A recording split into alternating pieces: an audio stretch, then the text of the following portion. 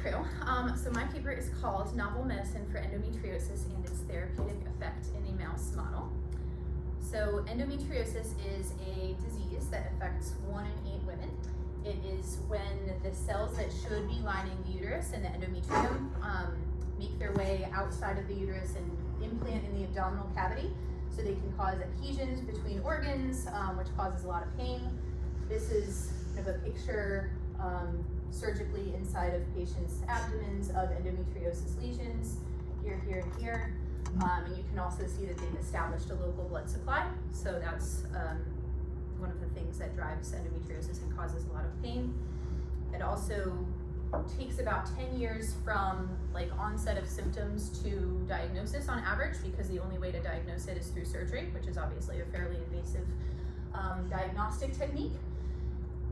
And so surgery is one way. Surgical removal is a treatment, but very costly, requires a lot of downtime, and there are other suppressive treatments available, but most of those involve hormonal suppression. So there's a drug called elagolix that basically induces chemical menopause by inhibiting estrogen production, which is kind of not great for a lot of reasons. It has a lot of side effects. The other option that's most common is long-term low-dose estrogen/progestin therapy, so in other words, taking an oral contraceptive. But the issue with those are that they have a lot of side effects and aren't possible if a patient is trying to conceive or get pregnant, because they suppress ovulation. So some key things that this research group excuse me, targeted is that endometriosis lesions do establish their own local blood supply in the abdominal cavity. That's called angiogenesis, and that's critical to the survival of that lesion. Peritoneal fluid, which is just kind of free-floating fluid in the abdominal cavity in endometriosis patients, has been found to have increased pro-angiogenic growth factors and decreased anti-angiogenic compounds. So there's a lot of pro-angiogenesis happening in their abdominal cavities. Also, estrogen fuels endometriosis growth, and it's kind of like a positive feedback loop because those lesions also produce their own estrogen supply. And progesterone has an anti-inflammatory effect and slows endometriosis growth. This group did a study where they established endometriosis in mice. They had a control group, which was just to prove that they were successful in establishing the endometriosis lesions in mice, and then 3 treatment groups, one with dienogest, which is a proven treatment, it's a progestin, one with cabergoline, which is a dopamine agonist that has anti-angiogenic properties, so that's why they kind of theorized it may be helpful, and then one with a combination of those 2 drugs. Their procedure, so we said there were mice, so they first took donor mice. This OVX is an ovaryectomy, so they removed the ovaries to avoid the confounding variable of ovaries producing their own estrogen, and then injected the donor mice with E2's estradiol. So that again is feeding that endometriosis growth, right? Feeding the endometrial cells growth. Then on day 13, they injected with some more estrogen and had a progesterone implant, which was to stimulate decidualization, which is the process during pregnancy when the uterus kind of sheds the endometrial cells in preparation for pregnancy. So that made it easier to harvest those cells. So then those mice, were killed on day 19, 4 hours after that P4 implant was removed. And then those cells were injected into the recipient mice on their day 0 after their ovaryectomy. So then the recipient mice, they've got their endometrial cells in the abdominal cavity. They received a lot of estrogen in order to fuel that growth. And then 7 days after that, those lesions had been established, basically, is when they got their drug treatment if they were in a treatment group. And then in day 40 is when the mice samples were harvested. This is to remind me that the next slide has pictures of mouse guts. So if you're gonna need to take a moment, it's not that bad, and it's super interesting, but here come our mouse guys. Okay, so the control group, what do you see like? Ms. Farrell? Can I ask a quick question? Sure. Why did they do this implanting of the donor to the donor mice rather than just treating to the recipient mice rather than just treating the donor mice with the drug? Because those donor mice theoretically had endometrial cells only within their uterus, not out like misplaced into their abdominal cavity. Okay, so they're implanting them in another location. Correct. Correct. So they're literally harvesting them from the uterine horn and then dissolving them in saline and injecting them just into the abdominal cavity. Is that because mice don't naturally get endometriosis? Yeah, probably. Yeah. Okay. I also think it would take a lot longer than 7 days. Maybe part of that is because mice have such a short lifespan that they don't generally get endometriosis. So these mice were also in like estrus cycles as well? Yes.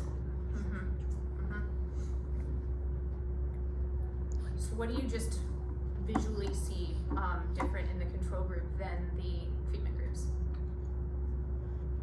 It's darker. It's bloodier, yeah.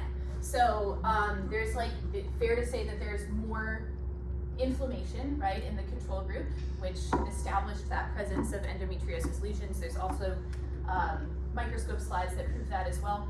What we're looking at, by the way, this is the mouse's abdominal cavity, and this is just a slice through. So this contains, intestines and liver and all of those organs, just so we know what we're looking at. So that's kind of a broad overview.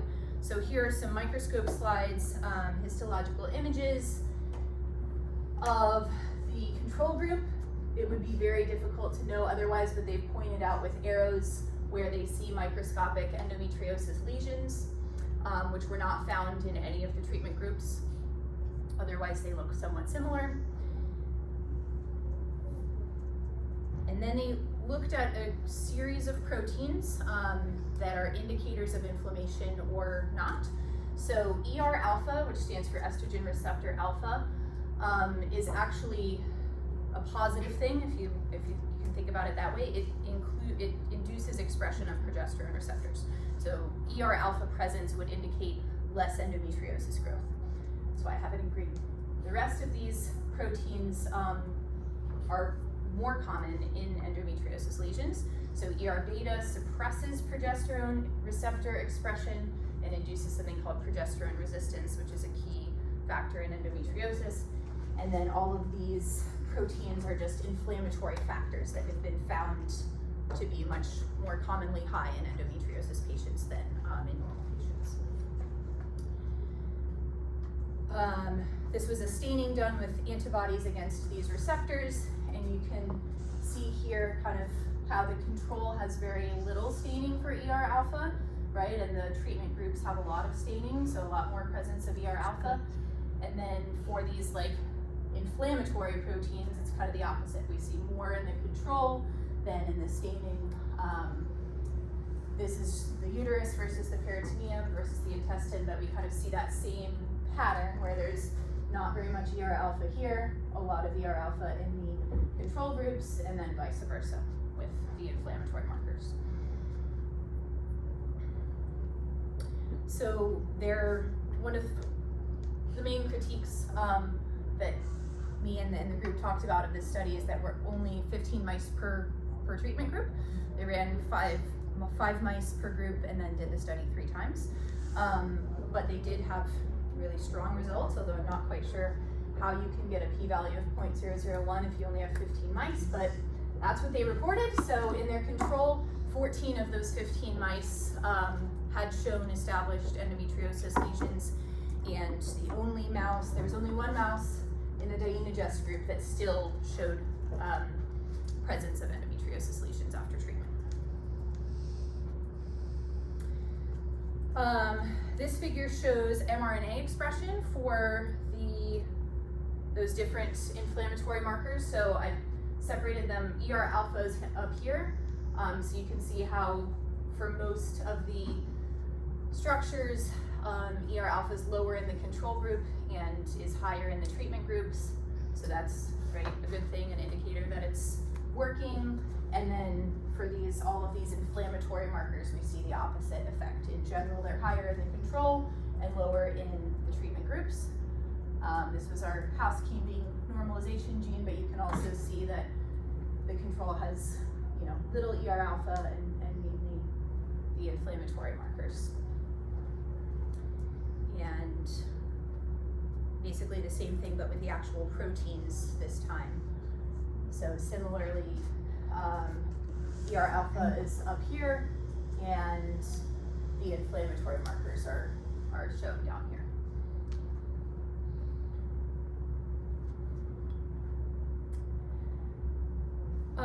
So basically the study, was designed to establish cabergoline, that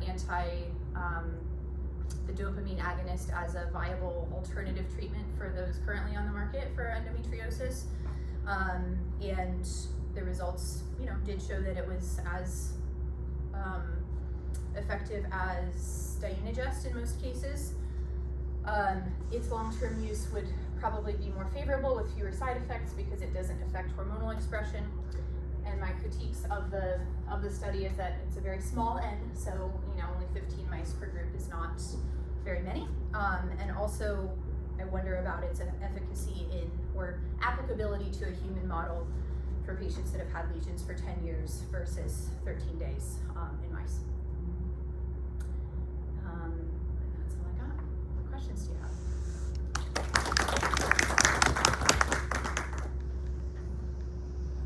Yeah. How many rounds of doing this sort of research would it go through until it could be tested in the human subject? That's a great question. I have no idea. Probably a lot. Great. So typically mouse study is foundational for a potential phase 1 clinical trial. You need to have an animal, they'd have to have a bigger study than this in order to get it into people. Yeah.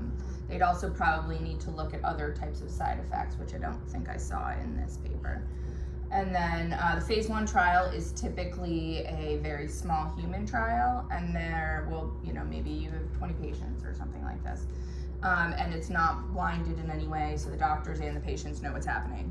Then they scale up to a phase 2 trial where we're gonna have a little more randomization, we'll have a control group, and then phase 3, which is a blind trial, so it has to go through all levels of trial usually to become, to apply for FDA approval, but unless it's really, really great, sometimes they'll fast track it. There's a new cancer drug that just came out that they pretty quickly fast tracked because it was for colon cancer and rectal cancer. The one good thing about this drug is it is already FDA approved for treating other things, so it just that helps a lot and will expedite things in a major way because it's approved for other things. What can I ask what it was developed initially for?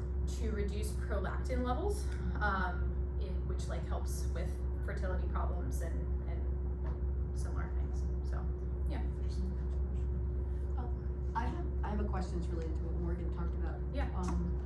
With a lot of these tests have to scale up. Where does the ethical review board play a role? So they have to. There's a whole arm of clinical trial management out there and you have to fulfill a lot of different requirements for ethical. Otherwise, the FDA is not ever going to approve you. So you have. So is that each phase? Yeah. Okay. Yeah. Thank you. Do we have student questions? Yeah, because I have more. Yeah. Question. Why did they do the Dianogest and the Cabergoline together? Yeah. I think just to show if they had a synergistic effect. So if that group showed better outcomes than either drug alone, which was true in one of the organs but not the other two. Yeah, I saw that in the paper. It said that both drugs combined were better. Yeah. Is there any figure showing that? Let's see. Probably, so this looks significant, right, in the uterus. Maybe, not sure if those error bars overlap. I don't think so. So the synergistic effect in the uterus for this nerve growth factor was significant, but I think because they're measuring so many different proteins and it wasn't significant in every single inflammatory marker. It's hard to make that sweeping statement, but there were definitely instances. NGF promotes nerve growth and innervation of the lesions, which actually is the biggest indicator of pain. So that's a significant finding too, I think. Yeah. You might have said this at the beginning, but how exactly is the cabergoline, working? So it's a dopamine agonist, which is, it has an anti-angiogenic effect. So it prevents the growth of blood supply to those endometriosis lesions. In terms of like the biochemistry of that, I don't know, maybe. I have a question. So That was my question was related to that, Okay. which is, so how is this drug administered? Because a dopamine agonist, right? It's Yeah. orally, Yeah. right? So you'd think that could have a lot of other effects Effects, yeah. rather than just. Right. What is a dopamine agonist doing in the It's got a lot to uterus? regulation of anger. Yeah, there's so many things that Right. dopamine regulates, right? So, but if it's not, so there's dopamine in these, No, I mean In the that's uterus, the, like- the category of drug, but I can't think of a way that dopamine's in the dopamine, right? brain. So I think so it's I'm probably confused. a compound that's categorized as a dopamine agonist and has this anti-angiogenic effect here. So so dopamine I know. increases vigilance. So Yeah. it might make you more chill. Well, does this? I guess the other question then would, if it's orally administered, does it get into the bloodstream and cross the blood-brain barrier? If it's not getting to the brain, then it wouldn't be acting in the brain. Yeah. But Question. because of course, there's a lot of mood stabilizing drugs that are dopamine agonists, right? Mhm. And so. Yeah, here it was injected directly into the abdominal cavity, but Okay. as an FDA cleared drug, it's It's- oral. Interesting. Yeah. I don't know. Do you think it would be possible to test a longer span of the lesions in the mouse, let them kind of be there for longer in a trial, or is 13 days kind of the only option? I don't know, what's the lifespan of a mouse? Do we know? It's a couple years. A couple years? Yeah, it's a Okay. couple So, years. yeah, I think, Because they have made them 4 years, which is kind of a really old mouse. okay, I didn't know they worked lived on that long. Yeah, they have longevity studies where they've extended the life almost double for Interesting. the mouse. okay. And so then whatever percentage of that lifespan is they're, reproductively active, because once, those hormones are gone, then the lesions would most likely go away as well. They went as far as to say they had 100% on one of those things, right? Yeah. So I suppose they didn't need to go farther if they saw, right? Yeah, in terms of days. Number of days of the study, right? So they Right. probably wanted to do the minimum number of days to see the effect, Right, just because it's easier to do in Yeah. terms of research. It's not a longevity study. right. I just wonder if this effect would have been found in endometriosis lesions that were far more established, Yeah. right? That had Right. a chance Absolutely. to grow their Yeah, I agree. This kind of feels like a preventative measure to me more so than a treatment measure, yeah. Although they did have the control group, so.